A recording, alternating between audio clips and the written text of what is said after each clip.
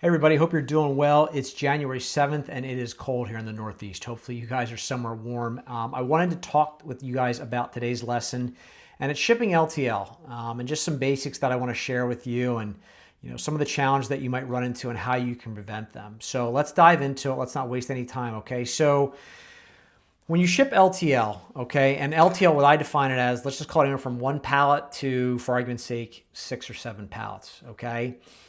You're going to put that on a truck that's a regional carrier or a national carrier, and they're going to take that product, they're going to move it through their network, okay? And it might stop at 1 or 2 terminals, it might stop at 6 or 7 terminals. And one of the challenges that we have talked about and we know in LTL is that there is increased risk of damages, increased risks of product getting lost, or increase of just being delivered to the wrong location. So what are some of the things that you can do to prevent that? Well, one of the things that we have advised in the past is making sure you have proper packaging. And I've seen instances where you have packaging that it's loosely wrapped. It's maybe not the appropriate type of packaging. The packaging could be, maybe it's in boxes, right? And instead of being flat on top of one another, the boxes are bowed or they're sticking out and they're going to get crushed just as the truck goes along and bounces. So making sure you have the proper packaging, and there are packaging consultants out there that I have worked with that I know that they come in and they can work with customers and say, hey, based on what you're shipping, how you're shipping it, these are what we would recommend. These are some of the adjustments we would suggest to you. I think also having the proper labeling on your product when it goes out is important. So what does that mean? You have the packing slip visible, you have a bill of lading attached to the pallet. And then also what I've seen is, and I've seen this actually quite frequently, I shop at BJ's from time to time, they have orange stickers on the shrink wrap in the pallets that says DNDS. And that stands for do not double stack. So a lot of times if carriers don't know and they load your product into a trailer, they might put other product on top of it because they're going to assume it's not written on your bill of lading or there's no sticker that says do not double stack, that they'll do that, and that could risk, obviously having your product damaged. So that's another way that you can protect your product when it's in transit. And then really just kind of tracking your carriers, what the claims look like. I've done that in the past where I'll track it by customer, by product, by mode, by carrier, and I break it down in a spreadsheet so that way I can try to see if there's any trends that happen to be occurring frequently, okay? So again, that has a little bit about your packaging, product being lost. What else could we have happen in LTL, right? So one of the things we talk about is transit time. So when you ship LTL, it might have a transit time that I've always given customers advice of, if it says 3 days, I say 3 to 4. It says 4 days, I say 4 to 5. And the reason why I give that window is LTL is not an exact science, right? So when that truck picks up, it might have 20 pickups. And if one stop delays that truck, those other shipments don't get picked up. Now they're pushed out a day. So you're already late, okay? And so what we do is we give that window so that way if it's missed on the front end, you can catch up on the back end. Now something else you might consider where if a carrier is picking up, if they don't know your receiver or your customer and how they operate, they might default and call that customer and try to schedule an appointment. Well, what if that customer's first come, first serve? They say you can just come in between 9 and 3. Well, now they've just added an extra day of transit time, okay, to your shipment. So having that clearly marked in the bill of lading is a big help to those carriers, either delivery requirement or first come, first serve, and having those hours for the carrier, okay? So transit time is another challenge. But again, as you understand your customers and you ask those questions, you have your salespeople ask those questions so you can relay them to your transport providers, that should alleviate some of those challenges, okay? Pricing structure. So when you think about LTL, it's obviously a lot different than truckload. When you look at LTL and how they price their product it's based on weight and freight class are the primary drivers. So what are we talking about when we mean freight class? Every type of product, okay, is classified and falls under a specific weight class. And within that weight class, there might be different items, okay, that fall under a class 50 or a class 75 or a 120, okay? And so making sure you have that correct freight class will make sure you get or you pay the price you were quoted. So let's say you go online, you get an LTL quote, and they come back and they say the price is $207.38 based on what information you provided them. But let's say you give them a class 50 and it's really a class 75. Well, they quoted you on a class 50. It was actually a class 75. Now you're going to get billed that difference. Who pays that? Do you pay it? Does your customer pay it? Okay.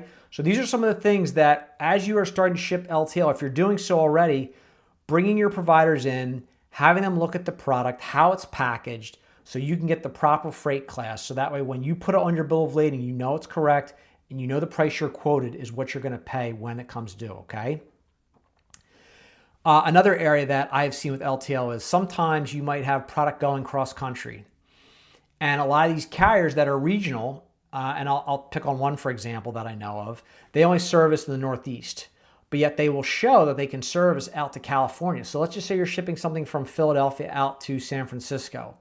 That carrier only handles the Northeast, and they're going to pass it off to another national carrier, and they'll handle it the final leg. Or what I've also seen too is you have a national carrier pickup going out to a certain location, but because the receiver has strict receiving appointments, okay, they'll pass that product off to a partner carrier or a regional carrier to handle the final delivery, okay? And so how can you prevent that? Well, first of all, it's knowing your customer's requirements. Again, it goes back to talking with your sales team, understanding what the requirements are, getting with your team, talking with your 3PL or your LTL provider. Hey, this customer or this receiver, these are the receiving hours. They're only by nighttime. And again, me knowing what I know, if it's a nighttime receiver, more than likely LTL carriers aren't going to handle that. They're going to pass it off to a truckload carrier or a regional carrier to deliver that to the final leg. So knowing what those requirements are, knowing what carriers service what regions. And I will tell you that a lot of the national carriers, they're good at what they do. But if you're shipping in a certain region, I would highly recommend looking at the regional carriers because they know the area, they know the market, they know the receivers. You're probably not the only customer that they have that they're delivering into those areas that they know. So definitely consider the regional carriers as well too, all right? So we talk about freight class and the pricing and how that goes into it. But there's also something else that I kind of wanted to tell you about, and that's called the National Motor Freight Classification Number. And every item that you ship, we talked about how it has a class associated with it, but there's also an NMFC number. And by having that next to each one of your commodities on that bill of lading, along with your proper freight class, that will certainly help you in being able to go back and challenge the carrier when they reclassify it or they challenge your NMFC number. But I highly recommend that most of us, including the shippers, are not experts in knowing this. So again, working with your 3PL, working with your LTL carrier and sharing with them what you're shipping, how it's packaged, so that way they can get that proper number. So that way it's in your ERP, and every time you are going to send a shipment out and you're going to create a bill of lading, that number automatically populates on the bill of lading to save yourself a headache, okay? Another challenge that I have seen throughout my career is tracking the freight, okay? It picks up, you're trying to figure out where it is, you're trying to update your customer on what time it's supposed to arrive. So a lot of these carriers, they do have the ability on their websites, okay, where you can go on and you can punch in the pro number or tracking number into the website and it'll give you an exact location of where the product is. Now, I will tell you, some of the verbiage on that website you might not understand. And I'll give you an example. I've seen examples where it says trailer closed in Akron, Ohio. Well, what does that mean? Well, it's on a trailer in Akron, Ohio. And knowing what I know, it's been put on that trailer and it's moving through the network. So it's going to keep going on its way. Now, when that trailer is supposed to leave, you don't know because it might not be exact, okay? When's it going to arrive at the final destination? Or does it have another terminal it needs to go to? Those are some of the areas that you might not know that you're going to have to call the carrier, okay? And I recognize that can be challenging, but that's where you rely on your 3PL if you've outsourced your transportation. Or again, you have someone in customer service call that carrier and say, hey, I see it's in Akron, Ohio. Can you tell me, is there another stop or is it going to be at the final destination?